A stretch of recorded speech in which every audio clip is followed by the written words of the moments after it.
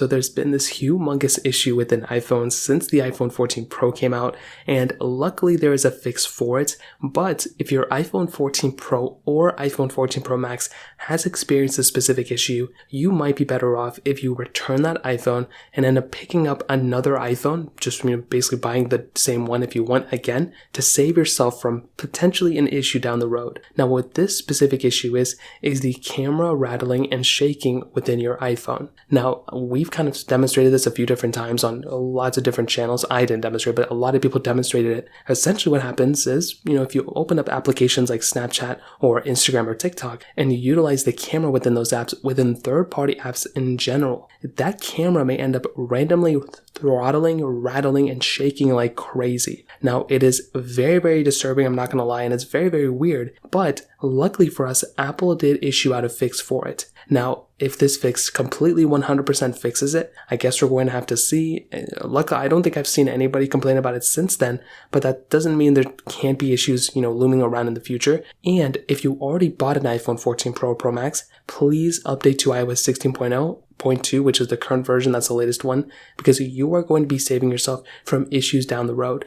Now, if you already have an iPhone 14 Pro or 14 Pro Max and you already experience this camera, and if you've already experienced this camera shaking like crazy, I will be honest, because you are still within that 2-week time window, you might want to go ahead and just return that iPhone and just, purchase the same one or exchange it for a different one and just tell them the camera was shaking and I don't want to go and have to deal with the problem later on. Because the way that I've been seeing it and the way people have been commenting about it, there can be some long-term effects from that camera even shaking like that one time. The way it was going, again, it was probably a software issue, Apple addressed it, but it can cause some hardware issues down the road. It's very hard for a software fix to fix a hardware problem, and it looks like this fixed the camera shaking, but if your camera had already shaken like a ton, well then there can be some damage done to that camera lens. So again, you may not see the issue today, you may not see it tomorrow, but within maybe like 6 months later or a year later, to save your...